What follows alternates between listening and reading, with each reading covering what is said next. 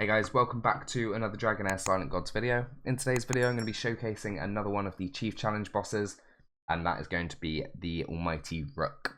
Before I get into that though, I do just want to say a huge thank you to Dragonheir Silent Gods for sponsoring this video. If you are interested in giving the game a try, please do click the link in the description or the pinned comment and get involved today. So this is the third boss I'm going to be testing, and it does take increased radiant damage. Obviously, it's Rook. Rook is an absolute beast and does a huge amount of damage, but normally only when he's got an enabler with him. So I don't know how much damage this is going to actually do. In terms of Rook, for those of you who don't know, let's just quickly run through the skills. So first of all, we've got the passive here. Inflicts 10% attack corrosion on all enemies every 0.5 seconds. That's not his skill. That's Secredia's skill. Anyway, battle skill here. Summons a giant rat to strike enemies within range, dealing poison damage. Deals additional poison damage for every 30,000 corrosion on the target, and ignores the enemy's shield. That will repeat that skill twice. And then finally we've got casts the spell 3 times, with each spell dealing poison damage to enemies within range. Deals additional poison damage to once for every 30,000 corrosion on the target, also ignoring the enemy's shield. So typically speaking, these bosses have really low base attack, so you're not going to get much corrosion inflicted on you. If that rule has carried over, because 10% of nothing, of not much, is not much. So yeah, I'm not too worried about this Rook fight actually. So this takes increased radiance damage. I'm going to, yeah, we'll check this in. It's not the exact team I'm going to be using because I don't have Shala, but it's kind of a good test for what I could be using. I would be using Linkos probably instead. We don't need skill timings either. And we're going to use an attack aura because I don't think this is going to hit very hard. Right, let's jump into it and see how this team goes.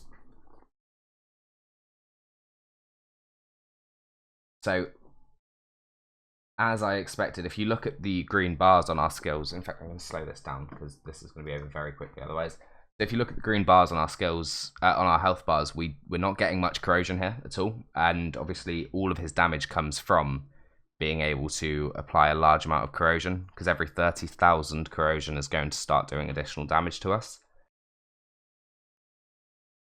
So I don't know how this boss is actually going to do much damage, because if you think about our health bars, 30,000 corrosion on a target like this is going to be a substantial amount of our health bars. So yeah, I'm not too worried about this fight. I think this is actually going to be one of the easiest. Unfortunately, it's one where there's relatively limited amount of damage options you can run. Like, yes, I can run a rally team, I can run an aura team, but I don't have much in the way of expanding that to do more teams. I've really only got one good rally team and one good aura team. Do you know what? I'm actually starting to take some rather large ticking damage here. It might not be as easy as I think. So yeah, I mean, everything I'm saying might be void. It might not actually be that easy. If the corrosion ticks are going to do large chunks of our health, we might not be able to survive the full 5 minutes easily. Look at Aemon Lader at the moment. She's dropping quite low. I mean, the best thing I can do really is let this run out and we'll see how it goes. In terms of other teams you could bring in here, obviously the big hitting rally teams, if you've got Lauren Thiel and Filto together, then you're going to absolutely annihilate this boss with the massive hits from Filto. I expect that's what most people will use. You can probably get away with a single support being Garius. Garius can probably solo this with full damage dealers to boost you to a really large amount of damage. Like I said, this isn't optimized at all, so this isn't built for doing insane damage. It's just I've thrown them in with the gear I've got to see how I can get on with the teams I've got. Thankfully, as you can see here, this has now hit 50 million. I have lost one of my damage dealers, but either way, it's well over the damage requirement that we do need to make sure we get the top chest, and also is going to help contribute to my leaderboard ranking a little bit. So yeah, that is the end of that run. 60 million damage, it's not too bad at all. I just want to see how much Shala's doing in the damage breakdown, because she's doing, she actually did more damage than, Did I have gear on? Okay.